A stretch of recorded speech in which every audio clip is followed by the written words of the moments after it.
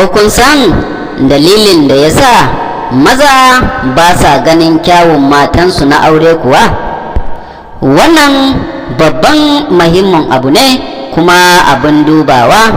Akwai wani mutum da ya samu ɗaya daga cikin mashahuran malaman musulunci kuma mai hikima ya kai masa ƙorafi kamar haka: a lokacin da na fara haɗuwa da matata, ya kasance ita ce abu mafi soyuwa kuma mafi kyawu a idona daga dukkan halittun Ubangiji.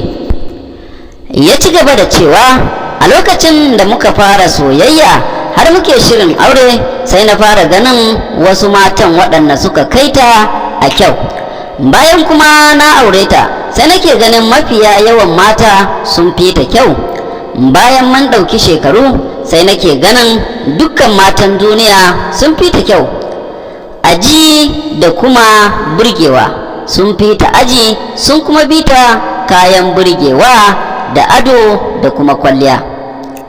Sai malamin ya ce, ba na faɗa maka abin da ya fi wannan daɗi ba?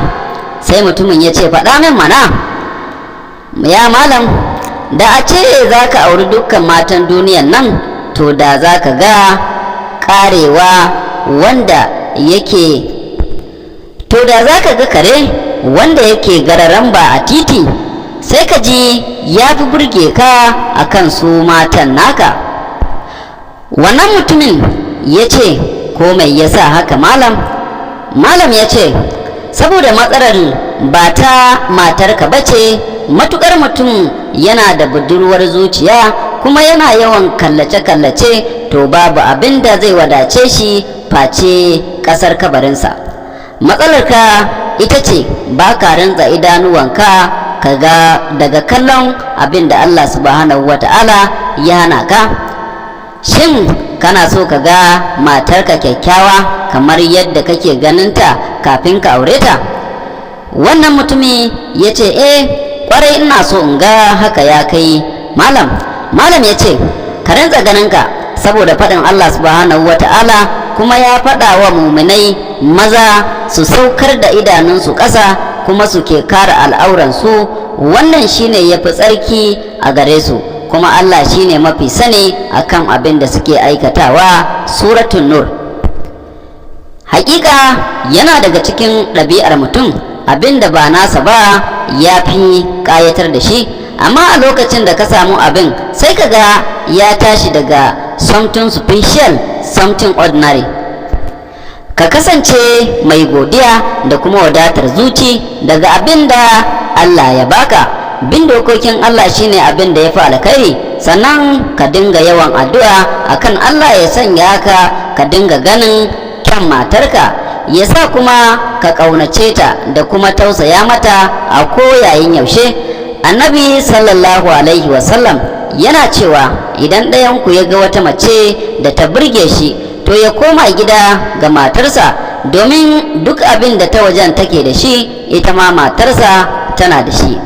Allah ka ƙara tsare mana imaninmu. Sai kuma wani abu wanda yake da matuƙar muhimmanci ga lafiyan al'umma. A irin wannan yanayi na zafi, wajibi ne mutane su yawaita shan ruwa ko da yaushe, ko da suna jin kishi ko ba su jin kishi, domin kare lafiyan sassan jiki da kuma sarrafa abincin tare da jini a jiki, wato uwar hanji kenan, wato stomach, ko a ce kidney. Sannan a guji kwanciyar cunkoso, kada sama da mutum uku suke kwana cikin ɗaki guda, ko da kuwa yara ne.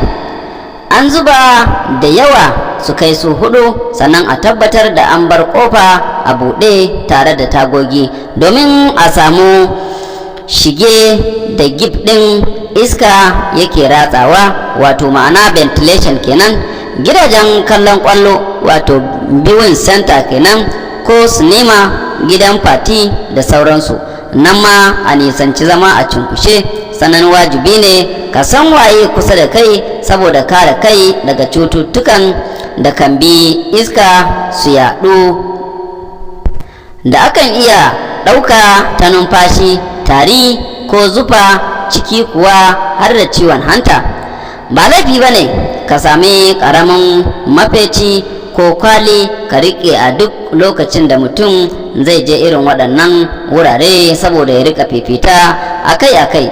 Sannan a kiyaye zama a cikin rana na dogon lokaci. Tabbas akwai hatsarin kamuwa da dukkanin ciwon kansa da na fata, musamman wanda mukan kira da basal cell carcinoma. Kashi na biyu, sannan wannan lokaci ne na cututtuka irin su hangun, kyanda wato maize ko kuma in ce bakon dauro a hausance kenan, ke cin kasuwarsu a yanzu. Duk da sau ɗaya ake yin ciwon na kyanda a rayuwa, amma yana da hatsari, wato dai in an yi sau ɗaya ba a kuma maimaitawa, saboda ƙwayar virus ɗin ko an kuma haɗuwa da ita ba za ta yi tasiri a jiki ba, saboda garkuwan jiki da jiki ya samar, wato humoral immunity kenan.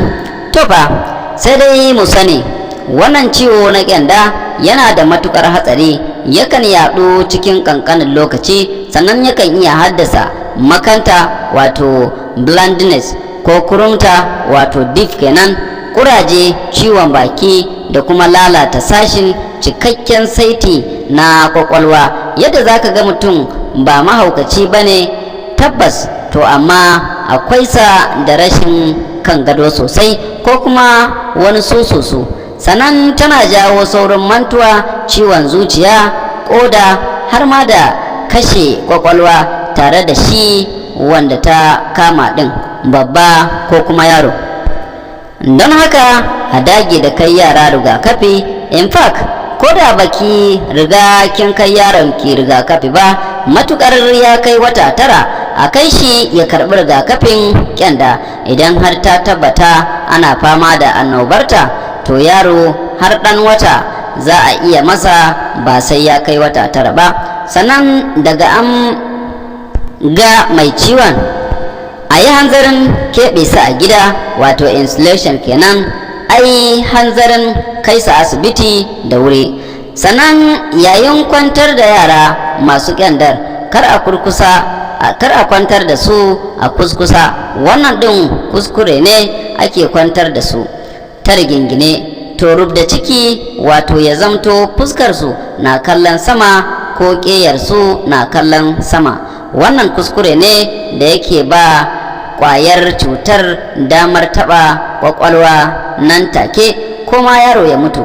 Don haka a tabbatar ana kwantar da shi a hannun dama ko hannun hagu shine daidai.